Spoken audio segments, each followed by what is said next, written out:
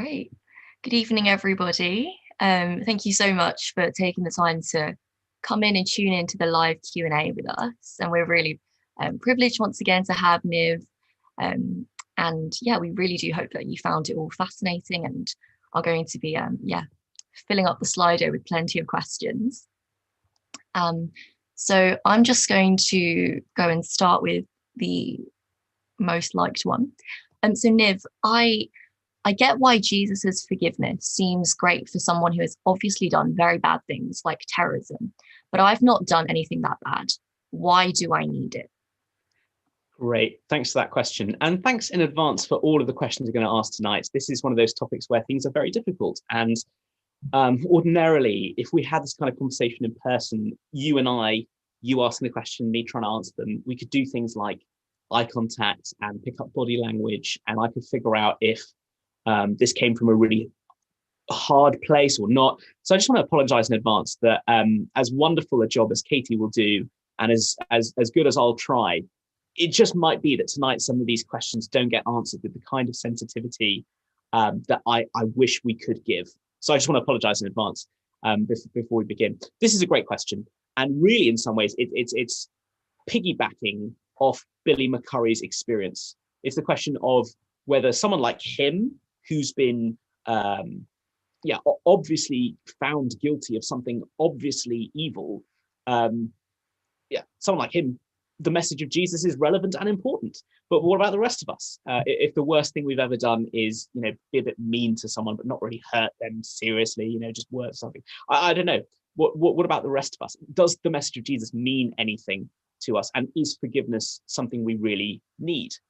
Okay, well, let me unpick a couple of things in this question. First of all, I want to suggest that what you have when you look at the Christian faith is not the idea that God is interested in, putting your entire life on a set of scales and seeing whether good outweighs bad. That's a really impersonal view of justice. And one of the things you find in the Bible is that God's justice is personal. God is personal. And so the real issue, and we try to talk a bit about this in the talk tonight, the real issue is not just how bad you and I think we are. It's the fact that we were made by God, for God, and have turned away from him. All the bad things we do, their badness flows from the fact that all of them are rooted in that decision to turn away from him and turn in on ourselves. For that reason, the really big problem that everyone faces, whether they think they're brilliant or whether they don't, is this. They aren't connected to the God they were made to know. And in fact, in turning away from him, have fallen short of the way we were all called to live. In fact, even fallen short of the ways we know we should live, which is why I suppose even the person asking this question wouldn't say that they're perfect. So that's why we need forgiveness, because ultimately this is personal. This isn't about whether you think your set of morality scales are just tipping the right way. Actually, this is about whether you know God, whether you've been welcomed back into the relationship you were made for. And that's why for every Christian, forgiveness from Jesus is non-negotiable, whether or not you think you're great or not. That's one strand. The second strand is this. How can you be sure that you haven't done anything that bad? How can you be sure? Just think about the fact that past generations thought they were great. I'm sure many of them did. And now we look back on them and consider that they were on the wrong side of history. We look at beliefs that they considered just, self-evidently, at least morally neutral, if not good. And we look back and go, wow, that was terrible. They really needed forgiveness. We can think about in this country the legacy of things like colonialism or racism, or the way people treated women, all sorts of areas where now we would say real evil was done by people who at the time didn't think they were. So I guess the question I want to put back to the person asking that question is, how can you be sure that you haven't done very bad things? Maybe from where you're standing, it all looks gravy, but that could equally suggest a lack of self-awareness, couldn't it? And it certainly could reflect a moral blind spot. That's the point of moral blind spots. People don't know they have them when they have them. How can you be so sure that a future generation won't look at your life and go, wow, you were wrapped up in all sorts of things that are just wrong? By the way, that's quite a destabilizing reality. What if all of us are just completely messed up in ways we don't even know? That's why Christianity is really good news. The God who's actually in a position to judge what's morally messed up or not He knows what we're like, and he's dealt with that in Jesus' death so that we can find a way back to him. Thirdly, I want to say come back tomorrow night, because we're going to think about this a lot more. But there's a sense in which I think Jesus' forgiveness is so important because it also rescues us from pride. And I want to be gentle with whoever's asked this question because it's a good question. But one of the things that I get from this is not a lot of sympathy with someone like Billy and his story. Listen to what happened to Billy. Listen to what happened to him as a child and what he experienced. It's not as simple as saying, yeah, he's obviously evil and he did something obviously bad. Actually, he was caught up in a world full of evil and brokenness, which touched him and his family. And that shaped the way he responded. He's not making excuses for himself. There are no excuses to make. And yet, not to acknowledge that situation is quite harsh. Do you know what I mean? And the kind of character that can look at other people's lives and say, yeah, you're obviously evil, I'm basically fine. How is that not harsh towards those circumstances? How is that not proud in a way that itself is a little bit damaging, and I would suggest needs forgiveness? So come back tomorrow night, because we'll see how actually the way Jesus' forgiveness is offered actually pulls the rug out from under the proud ways we go about judging ourselves and other people. And that's really good news. Thanks for the question. Brilliant. Thank you. I think following on from that, there's also a question here about, I don't know where it's gone, but okay, well, I don't know where it seems to have gone, but I'll take the next popular question. Why can you not take the suffering away now? And I presume that person is meaning God. Yeah, absolutely. And that is a live question, because he could. That's something Christians believe, that God is not limited, that it's not like his power is somehow like, it is really good, it can like create the universe, but it couldn't just fix it. No, Christians believe he could fix the universe, he could do it now. Why doesn't he? And that's a really poignant question for some of us, because right now you might be knee deep in serious pain and you're just thinking, if it could be ended right now, why isn't it ended right now? I totally get that. There are two things that we need to be thinking about here. The first one is really difficult to understand. It's just not difficult to understand the concept, but it's difficult to understand emotionally. And it's this: is it possible that the God who is big enough to blame for suffering knows something about suffering we can't understand? Is it possible that he might have things that he achieves through suffering, not making suffering a good thing or a comfortable thing or a pleasant thing, that we would miss out on if we didn't have it? I think about my older sister who knifes people from time to time because she's a surgeon and she uses a scalpel and she cuts into them, and people who go see her, they are so thankful that she does. They don't think the surgery she's going to put them through is going to be like a comfortable or easy thing, but there's a sense in which she is able to do good to them through the painful surgical process, which involves, you know, some pretty gory cutting them open and doing this and doing that, and instruments that you know just don't look particularly pleasant when you look at them. Now, look, if we can trust people like my sister, and it took me a whole childhood to learn I could really trust her, if we could trust people like my sister with scalpels as they come near us, then how much more could we trust a God who made everything, knows everything, and has shown us that he himself is prepared to bleed? He himself is prepared to suffer in Jesus. He doesn't pick up the scalpel like some psychotic surgeon happy to cut you open. He's someone who knows what it is to be cut open on the cross. So that's the first thing to say. If God just took away all the suffering now, we might be missing out on something he can do through it. It's one of the things that Christians discover, actually. So one of Jesus' earliest followers, Peter, in his first letter, talks about suffering being like a furnace. Now, like furnaces, they're really hot, they're burning. What's the point of them? We use a furnace. I mean, I'm sorry, I don't know why I'm telling imperial students how you use a furnace, but the point is, you use it to refine stuff, burn away impurity. And Peter says that this mysterious thing happens for Christians. They discover that their trials are not good. Their trials are not something that God is delighted in because he thinks it's such a good idea. But their trials have mysteriously, in God's hands, become something he uses for their good. Okay, second big thing. And here's from Peter again. In the second letter he writes, he talks about God's patience, and he says this: the reason why God doesn't step in to fix everything now is because he cares about you and me, and he's patient with us. See, if God comes right now to fix suffering, what that means is dealing judgment. Of course it does, because so much suffering is related to human injustice. So if God comes to fix it, that means dealing with injustice. And what does that mean? it means that you and I are in the firing line of God's justice. We're on a collision course with his justice. And the good news in Jesus is that actually his mercy gets there first before his justice collides with us. But Jesus is coming to do just that, to bring the justice we're all craving. And so what you see in this time between Jesus' first appearing and when he returns again is the wide open door of God's patience and mercy to people like you and me. He doesn't want us to face his justice on our own terms and therefore be condemned. He wants us to meet his justice under the sort of sheltering cover of Jesus, who says, I will pay the price in full for you.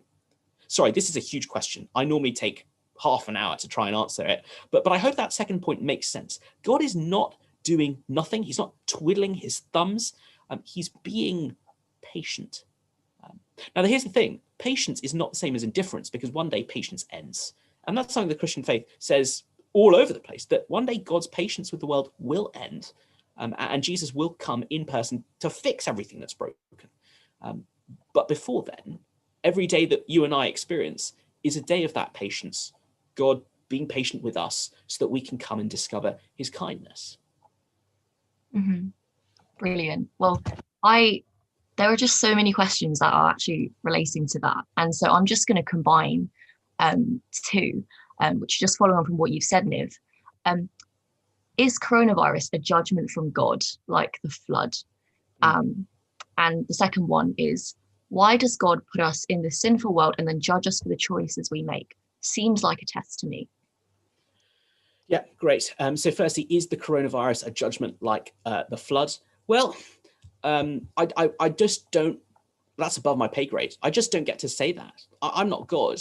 And so I'm not actually in a position to tell you what is and isn't. Were God somehow to clarify that, or to have said in the Bible, every time a plague happens, that's a judgment from God? He hasn't said that. It's very possible there are plagues that are, and there are plagues that aren't, and it's not easy to tell. And I don't want to make it seem like it's a really black and white, straightforward thing. It isn't. I mentioned the book of Job in the talk. These things are like way above the human pay grade. And so I don't want to give you cheap answers. I do want to say this, though. Actually, in everything that we experience in this world, God is beckoning us to know him in the good things, in the joys. He's saying, come discover the source of that goodness. In the sorrows and the lows, he's saying, come discover a refuge. Come discover a place to be secure in me. And so the truth is, everything we're experiencing, coronavirus included, all of it comes our way. None of it is sort of spiritually neutral. All of it is saying, return to God. If you look at your world and you feel like it's been wrecked by coronavirus, you look at your life, you look at your prospects, you think this sucks, you're not wrong. Well, allow this experience to point you away from things that can only ever go wrong, a world that seems helpless when it's gripped by things like a pandemic, to the God who's never helpless, because he knows how to intervene. He knows how to give life. Above all, he knows how to conquer death. So I wouldn't want to say simply, yes, this is some kind of judgment. I'm not in a position to say that. But I would want to say we would be missing something really important if we didn't sort of process what coronavirus and all these other painful experiences are supposed to tell us. Pursue the security that only God can give. Seek the healing for the brokenness of the world that only he can offer. Mm-hmm. Sorry, I now I think I've forgotten that second question, Katie. Can you remind me of that? Where's it gone? Oh, it was about a test, but I think it's... Oh, yeah, is it a test? Yes. Yeah, great question. Yeah, thank you. Well, test is a difficult question to think about. There's a sense in which, in the very beginning, if you are asking a question about, when the Bible begins and Adam and Eve and they're in the garden, there is a sense in which this is an element of a test. They're given this opportunity to exercise their free will, either towards God by obeying their maker, or to turn in on themselves and make it all about them. And that was a test, but not in an arbitrary way, not in a, I don't know, sort of school masterly way. Often when I experience a test, it feels like a setup or something a little bit, like a driving test. It's important to do a driving test, but it also feels like the difference between someone driving most of the time in their life and how they drive in their driving test is very different. Do you know what I mean? Mm-hmm. God isn't doing arbitrary tests like that. Actually, this test, if we're going to call it that, was about whether we would choose him and life, or whether we choose to forsake him and the opposite of that, which is death. Yeah. Sorry, there's so much more we could say, but I think we probably want to move on to other questions. There could be a book from this, honestly. Niv, you should just write a book. Oh, better people than me have done it. We can talk about that later, but yeah. Okay. Well, we've got another one here, and it's kind of long, but let's give it a shot. How would the people before Jesus be able to find what Christians currently do in him? And how should they be expected to follow God in a way that is fair to all? Thank you so much. It's a great question. Let me have a go by beginning to say that tomorrow's talk is going to be really important to us, because I think it's going to help explain that when we ask for God to be fair to all, Christianity is actually saying that God will be better than fair to us. He isn't just going to give us what we deserve. That's the whole point. If God just gives you what you deserve, then that means him ratifying your choice to reject him, right? Because that's what you deserve. If we say no to him, if we live in a way that falls short of what he's called us to, and in fact, falls short of how I live, then actually, yeah, he can just do the same to me and I would deserve it. So that's the key thing to understand. What's happening in Jesus is not God giving us what we deserve. It's God giving us a gift much more than we deserve, better than we deserve. And the reason why that's so important is that when it comes to questions like, what about people before Jesus? What do they do about that? It feels unfair. Were they somehow denied something that they were owed? Well, here's the truth. No one is owed what God gives people in Jesus. That's what makes it a gift rather than a wage. No one's owed it. If you're listening to this and think, oh, yeah, you know what, Imperial CU, they're telling me all this God stuff. That's just what they do. That's just what, that's just how life goes. Actually, it's not as simple as that. No one, including any of us listening to this tonight, is owed eternal life from God. That's just something he longs to give. Okay, so let's cut to the chase of this question. Here's something the Bible will tell you just really plainly, and I'm quoting from the book of Genesis, chapter 18, verse 25. The judge of all the earth will do what is right. He will. No matter who you are, no matter where you're from, no matter what you understand, God will be fair to you. He will give you exactly what you deserve. He will deal with you in a way that will leave you with no complaints. That is his promise. And that is good news, because it means I don't have to make decisions about who goes where and what that's like. Just to add a little angle, if you're listening to the talk, I didn't know my friend Rebecca. I didn't know where she was at in her faith, because she came to university with one set of beliefs. She sort of changed her mind a couple of times. I just wasn't sure. And it's heartbreaking for me to think, where is she with Jesus? Well, a really important thing is I don't have to know the answer to that. I don't have to carry the burden of trying to explain what all these things mean in the lives of people I'm not, right? So God will be fair. He will give everyone what he deserves. I'm going to put this in a slightly provocative way, so please hear me well. No one faces condemnation from God just because they never heard about Jesus. Actually, the Bible says we face condemnation for God on the basis of the lives we've lived. That, by the way, is why Christians are always so keen to tell people about Jesus, because they don't want anyone to go without the opportunity of hearing from him. Okay, let's get to this actual question. What about the people before Jesus? You'll notice that the New Testament is not the whole Bible, and that actually the Old Testament before it shows that God's desire to save the whole world in Jesus is not something he sort of dreamed up on a whim. It's actually been his purpose throughout all of world history. And throughout all of world history, there's been a witness to the truth that became fully apparent in Jesus before then in the history of Israel and the promises God made to them. And so one way of answering that is to think about the fact that the people who lived then, that there was a witness to the saving work of God.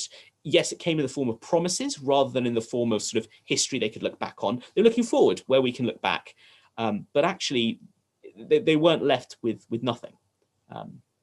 And that's actually, sorry, this is a huge philosophical topic, but that's something that you find actually in the Bible, that Paul, when I've mentioned him a couple of times this week, but when he's talking to out and out pagans who have no knowledge of the history of Israel, he doesn't sort of say to them, okay, guys, I've got to tell you about God, roll up your sleeves, you've never experienced anything like this. The sense in which, yes, he needs to tell them things, but he also says things like, God has not left himself without a witness.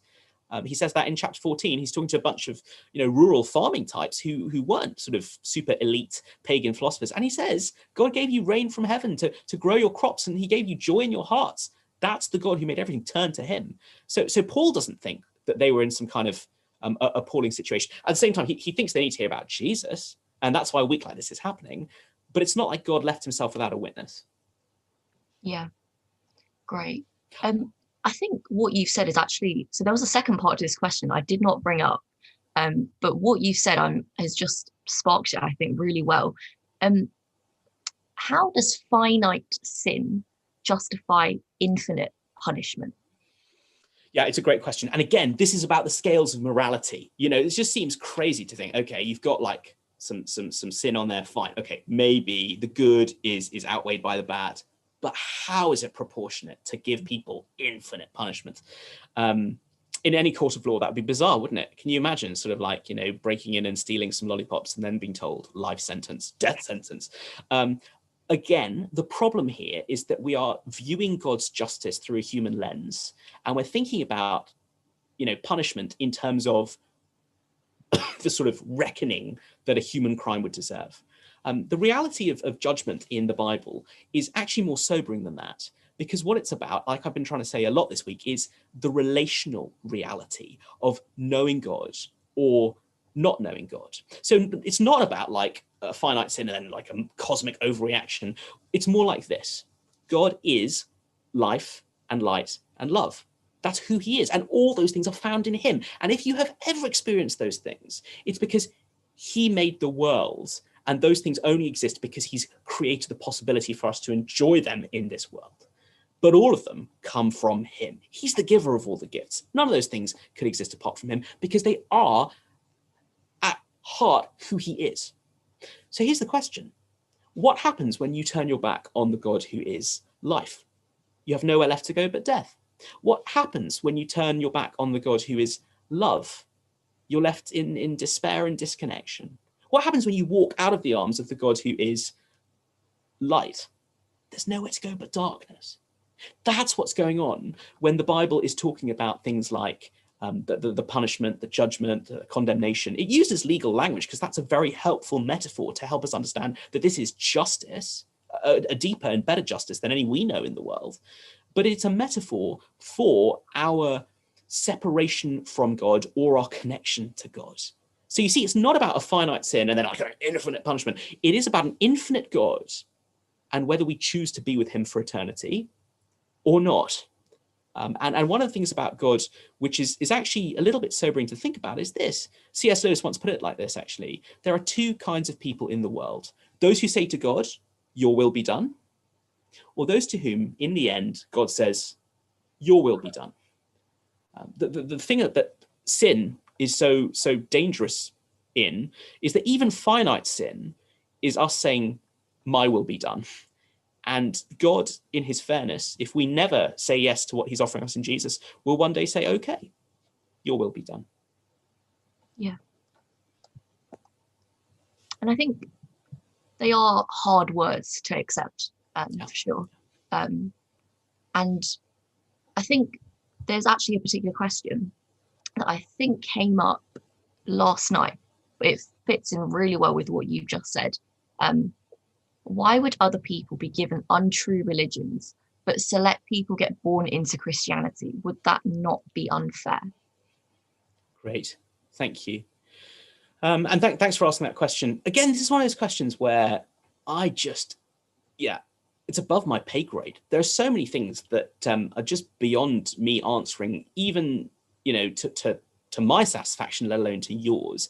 And I kind of want to front up about that because I'd hate for you to think that Christianity is a matter of human intelligence. I'm not even a particularly intelligent human, but if it were that, then we'd all be in trouble, wouldn't we? Because ultimately our security would then be based on an achievement which could be so easily hoodwinked. So I just want to say, this is one of those things where I can't give you an answer that ticks all the boxes. And that's because the Bible doesn't tell us everything we might want to know. It tells us everything we need to know. That's quite a humbling thing, actually. When we come to Christianity, there's a sense in which, yes, all our questions are welcomed. We're doing our best with answering those this week. But at the same time, there will be things beyond our understanding. And I just want to say that because this question is a difficult one. Let me go back to what I said earlier about fairness. It is not about God being fair to us. If we ask God to be fair to us, then what we'd be left with is the decisions we've made to reject him. And that is not somewhere that anyone would actually want to be when they understand what that entails. So when you sort of say, would that not be unfair? The answer is actually, fair is not what you really want from God.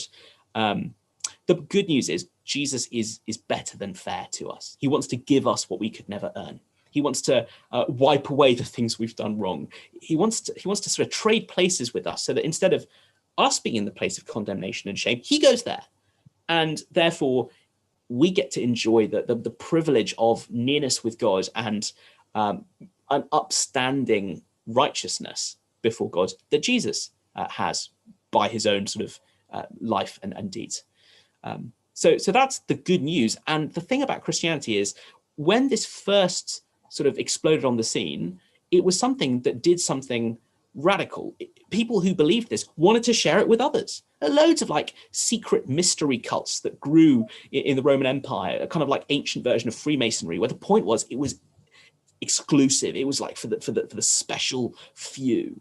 Christianity was humiliatingly inclusive, because many of its earliest critics would laugh at it. It would be like, slaves become Christians, women become Christians, poor people become Christians. This God has no taste. And that's basically what a critic like Celsus says. Basically saying you can judge a God by the company they keep. You look at the Christians and the company sucks. So one thing we really can't say is that Christianity is a religion for only the sort of select few. And another thing is Christianity has, throughout its history, sought to reach across borders so that where you were born and the family background you have is not the main thing. It's not about the sort of the roulette wheel landings that you have Christian parents. And by the way, that's kind of self-evident. I had Christian parents and that didn't stop me becoming an atheist. There are plenty of people in this country who've had Christianity in their families, and it doesn't really mean that they're Christians today. So the idea that some people were born into the wrong religion and that's a problem, that doesn't really work, because being born into the right religion, that doesn't seem to work either. And that's, I guess, a final place to leave this question. Jesus says that becoming a Christian is about birth, but just not your physical birth when you're a baby. He uses this puzzling first image. It's about a new birth. It's an entirely fresh start in life. And it doesn't matter who your parents are. It doesn't matter whether you've had Christianity for generations in your background or not. What matters is that the God who made you has stepped into your world in Jesus, and tonight says to you, come, know me. Discover a place in my family, be born again as one of mine. And therefore, I want to say to people asking questions like this, they're real questions, they're important questions. I know that I myself have not answered it all to my own satisfaction, but whatever they are, they cannot be our questions, because you and I have heard this. And therefore, the question for us that is most important is yes or no. Do we say yes or no to Jesus? And if you think to yourself, well, I don't understand everything about why Jesus has done things, therefore I'll say no, then I think we have a really big problem, which is, why should we expect to have every bit of complexity sorted before we say yes to Jesus? Why should we expect that we know everything he could know? A demand for real equality in this relationship is kind of going to go sour because he's God. and that's actually good news, because if you were to start a relationship with a divine being who's only as big as you are, who you understood from top to bottom, that divine being couldn't help you when things go wrong, couldn't do anything for you beyond your own resources. Come to meet Jesus and you meet the God who is beyond and above all of that, and so really can help. The flip side of that is that you and I don't figure him out. It works the other way around. He knows us through and through, not the other way around. But that is good news. Yeah, brilliant. You've brought up some stuff. This actually relates to your talk. You were speaking about how Jesus came into our world. You really emphasize how he comes in and he suffers for us, not just with us. But there's this question that asks, Jesus lived for 33 years, right? Humankind has existed for 6,000 years at the very least. Why did he only stick around for 0.55% of the time? Why not suffer with us? Yeah, that's such a great question. And I enjoy the humor. Yeah, humankind has existed for much longer than 6,000 years. I also appreciate the sort of classic imperial move of doing the maths for me, because I studied English, so I'm impressed to know it's 0.55% of the time at least. Yeah, great question. I guess you could make the question even harder and say, why does Jesus only do it for 3 years? That's his sort of public ministry. And the answer is this: he hasn't sort of done that so that he can suffer with us eternally. Like I was trying to say in the talk, he suffers with us so that he can suffer for us and end the suffering. And so what he experiences in going to the death that he chooses and embraces is suffering at its most abject, is a suffering that is unspeakable. And the reason why it's unspeakable is not just that it's physically painful. It was physically painful. Crucifixion was known as the most shameful and painful kind of death the ancient world was ever able to devise. But the thing that the Bible says is not, oh, look, it was really gory. Look at all the terrible blood and bleeding. Actually, the thing the Bible said was that Jesus's death was awful because it was the maximum experience of desolation and God-forsakenness. If we reject God in our wrongdoing, and God, therefore, in his justice, puts that right, he rejects those who reject him, then what's happening when Jesus dies is he's experiencing that. And that is all the suffering you could ever imagine to, the nth degree. You couldn't imagine what that suffering is. So in terms of intensity and degree, there's a sense in which Jesus' suffering has gone to a place actually no human suffering could. Now, that's a bit crass. I don't want you to sort of think, well, let me start complaining different ways that people could suffer pain. Physically, all sorts of people have suffered in awful ways. Plenty of people were crucified. At a spiritual level, though, Jesus said that what he was experiencing was that degree of suffering. Secondly, though, there is a sense in which Jesus does suffer with us. Paul, I keep talking about him, but when Paul's life is turned around, before then he was persecutor of Christians, he encounters Jesus in this sort of amazing vision moment. And Jesus says to him, Saul, Saul, why are you persecuting me? And that's because Jesus himself, though now in heaven beyond death and suffering, risen from the grave, he identifies with the pain of his people even now. He's close to their suffering and pain. He's able to talk like that because it matters to him. So in one very important sense, Jesus is still that fellow sufferer. And one of the things that we read is that even in his resurrection body, he still has the wounds from the crucifixion. So suffering is not something Jesus kind of skipped past and now he's just sailing by in some kind of pain-free bliss. He is, as it were, invested in our pain as the God who hears us when he suffers. Hears us when we suffer and will do something about it. Great question. Yeah, brilliant. There's quite a few like equally popular ones. I'm just going to like try and combine them all just because we're a bit limited on time. But yeah, I'll combine it because this will probably be our last question. Let's try and give justice to as many, well, not give justice, but give people as many, give as many people answers as they can have. So try and remember this, Niv. If Christians believe that suffering is a result of sin, do you believe that people deserve to get cancer? So that's the first one. What hope is there for me if I've been the cause of someone's suffering? And I suppose, yeah, what's taking God so long with this rapture? I want to stop suffering already. And I think someone's, really, really curious about that. Yeah, I enjoyed that final question. Can I just say, if you've only just tuned in, we basically tried to answer that question a bit earlier, as in why doesn't God end the suffering now? So if that was your question, please go back and listen to it, and you'll see we had a stab at why God doesn't just end suffering right now. Yeah. Cool. So, should I try some of those other ones? Yes. Great. So there was one on, I think they've disappeared because right. Let me try and remember it. Do people deserve to? Oh no! Now I'm trying to remember off my head. Don't worry, I've got them in my head. This is good. I'll have a go. So first, is cancer something people deserve if we're saying that sin is the cause for suffering? Thank you so much for asking that question.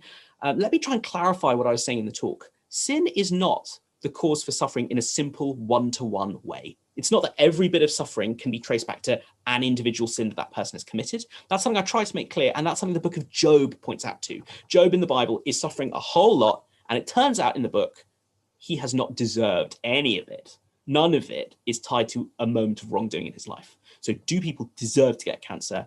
I think Job gives us very strong reasons to say, no, that's not something any human being is in a position to say. And B, far from the case that every moment of suffering, cancer included, is traced to an individual moment of wrongdoing. What I was trying to say is that suffering in our world is a sign that things have gone wrong, that there's a root cause to all suffering, that is sin. And not sin done just today by lots of people, but sin done in the beginning of things. It turns out, the Bible says, the very start of human history. So there's a sense in which none of us are kind of innocent in life, but there is also a sense in which a lot of our suffering might be innocent suffering, not suffering we've done anything to deserve. And the good news is that Jesus comes to be the perfect innocent sufferer. He suffers having done nothing wrong, falsely accused, put down by sort of jealous ruling leaders and officials. And he embraces that so that innocent sufferers can say, I don't know why I'm going through this. It isn't something I did wrong, but I know when I look at Jesus that God can take undeserved suffering and work in that, from that, to deliver life. And because of Jesus' undeserved suffering, this undeserved suffering I experience now does not have to be the end for me. And that's big. There's another question on the slide I love, which said, being told that Jesus suffered doesn't actually help me. It just makes me feel a bit worse. Oh yeah, someone else is suffering too. I just want to say that's because it isn't just suffering with Jesus, it's suffering for. In his death on the cross, he takes our place, your place, my place. That's why this suffering is so helpful. It's not about making us feel a bit better. It's about something far more glorious than that. It's about him paying the price for you, for me, for all that wrongdoing, so that one day in the world that's free from suffering, we can belong there with him. That's good news. That's why it's not about you feeling a bit better because someone else is miserable as well. Misery loves company is not a good recipe for happiness. It's because he isn't just suffering with, he's also suffering for. Okay, there was another question about, is it what hope is there for me if I've been the cause of someone else's suffering? Yeah. That's a great question. And I hope Billy's story can help us see that. All of us are both those who are, those who've been wronged and those who've done wrong. And that's just true. Live long enough, go through a whole day, and it's likely that you will have been wronged and you will have done wrong to others. And it's clear from what Jesus does for hurting, suffering people that he's on the side of those who've been wronged. Right? He's there for the innocent sufferer and for the victim. He chose to embrace the most humiliating, shameful kind of death. He chose to embrace a traumatizing death at the hands of abusers. That's what we're looking at in the crucifixion. So yeah, Jesus, he's there for those who've been wronged. The most amazing reality is he's also there for those who've done wrong. And so his death on the cross isn't just, I go to be an innocent sufferer so that I can join the innocent sufferers of the world and show them the meaning and purpose of my death. It's also, I come for those who've done wrong. I come for those who've caused suffering, so that in dying, I can pay the price. In dying, I can, as it were, take the burden of all that someone else has done wrong, nail it to the cross so that it faces the judgment and death it deserves. Jesus says, and when I've died that death, the price is paid. And that's why someone like Billy can discover freedom and forgiveness. And it's not a case of him sort of working himself up so he feels that way, or it's not even a case of him turning his life around by doing such a good job in prison. It's the case that Jesus stepped into his life and said, your wrongdoing, I want to pay for it. The debt you've run up in the way you've treated others, I want to pay for it. The punishment that any right-thinking person would think you deserve, I want to face that. All these are metaphors for what's happening in Jesus' death, because the deepest reality is that he is dying for us as a rescue for people who need it. Because like I say, all of us have been wronged, and all of us have done wrong.